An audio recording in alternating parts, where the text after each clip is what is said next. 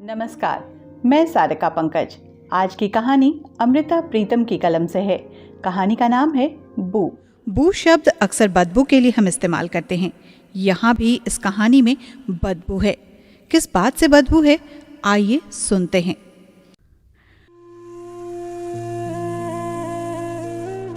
घोड़ी हिनहिना गई।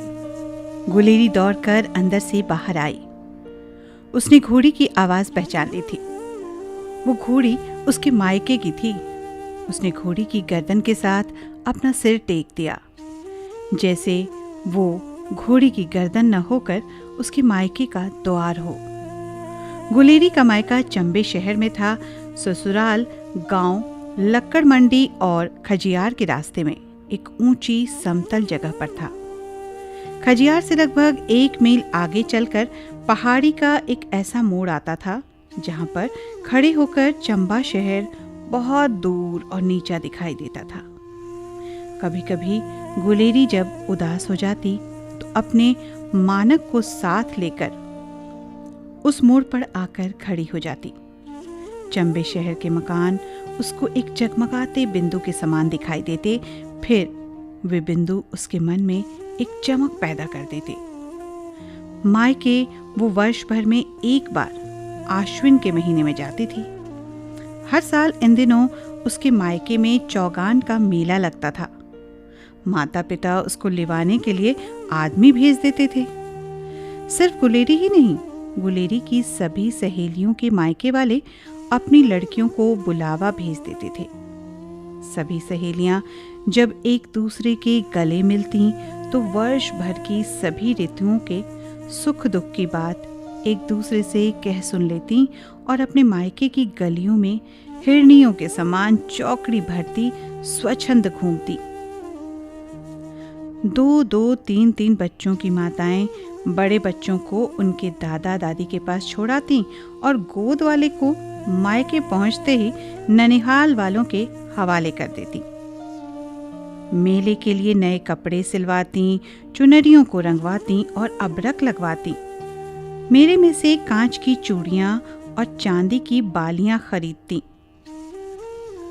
मेले में से खरीदी हुई सुगंधित साबुन की टिक्कियों को अपने बदन पर ऐसे मलती जैसे वे अपने खोए हुए कुंवारे यौवन की गंध को फिर सूंघना चाहती हूँ। गुलेरी कितने ही दिनों से आज के दिन का इंतजार कर रही थी। आश्विन का आसमान जब सावन भादों की बरसात के साथ हाथ पांव धोकर निखर बैठता था। गुलेरी और गुलेरी जैसी ससुराल में बैठी लड़कियां पशुओं को दाना पानी डालती, सास ससुर के लिए दाल चावल रांधती और हर रोज हाथ पांव धोकर बन सवर कर बैठती तो मन में सोचने लगती, आज नहीं तो कल नहीं तो परसों कोई न कोई उनके मायके से उनको लेने के लिए आता ही होगा। आज गुलेरी के घर के दरवाजे के सामने उसके मायके की घोड़ी हिनहिनाई तो गुलेरी चंचल हो उठी। घोड़ी लेकर आए नत्थू कामी को गुलेरी ने बैठने के लिए चौकी दी। गुलेरी को कुछ कहने की जरूरत नहीं थी, उसके मुंह का रंग खुद ब खुद बता रहा था। मानक ने आंखें बंद कर लीं। जाने गुलेरी का जाना न झेला गया या गुलेरी के मुंह का रंग। इस बार तो मेला देखने आएगा ना, चाहे दिन का दिन ही सही, गुलेरी ने मानक के पास बैठकर बड़े दुलार से कहा। मानक के हाथ कांपे और उसने मुंह फेर लिया। बोलता क्यों नहीं, गुलेरी ने रोष के साथ कहा। गुलेरी, एक बात कहूं? मैं जानती हूं तूने क्या कहना है। क्या ये बात तुझे कहनी चाहिए? साल भर में एक बार तो मैं मायके जाती हूं, फिर तू मुझे ऐसे क्यों रोकता है?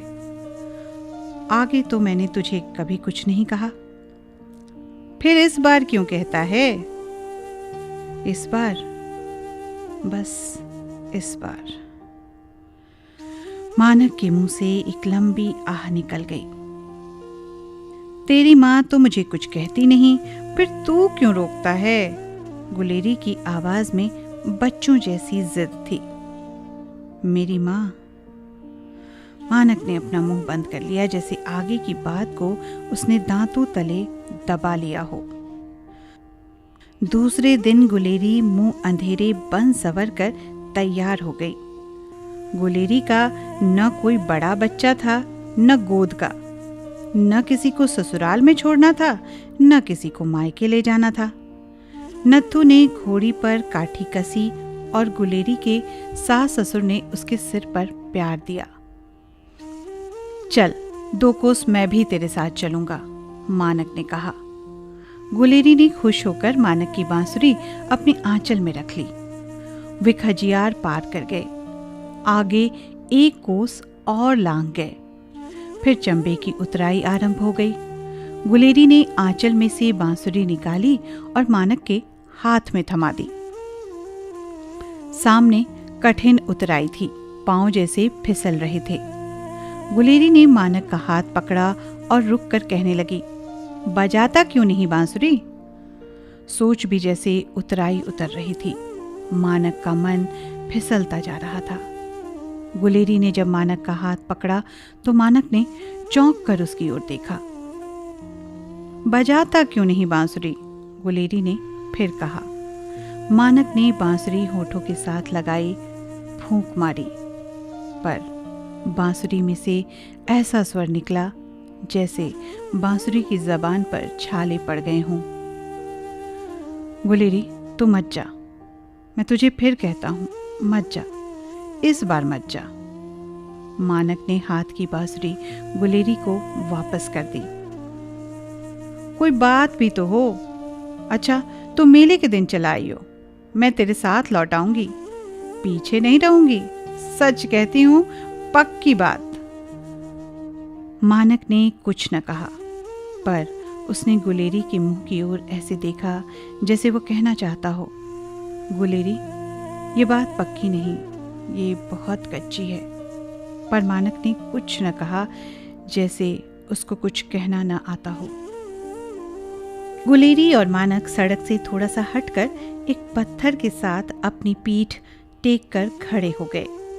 नत्थू ने 10 कदम आगे बढ़कर घोड़ी खड़ी कर दी थी, पर मानक का मन कहीं भी खड़ा नहीं हो रहा था।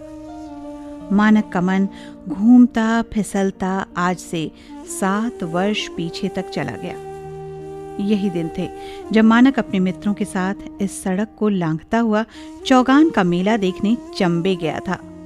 मेले में कांच की चूड़ियों से लेकर गायों बकरियों तक कुछ न कुछ खरीद और बेच रहे थे। इसी मेले में मानक ने गुलेरी को देखा था और मानक को गुलेरी ने।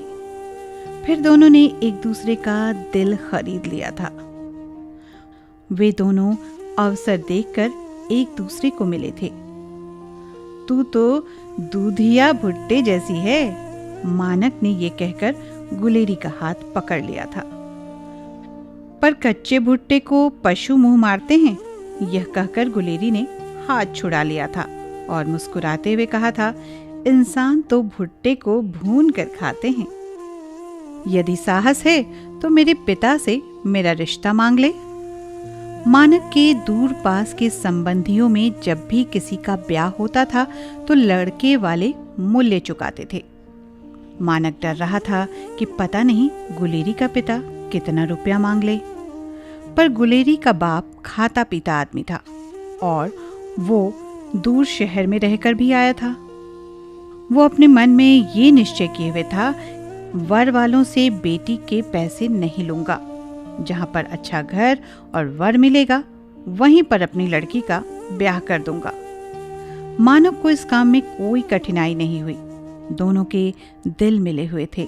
दोनों ने ब्याह का रास्ता ढूंढ लिया था।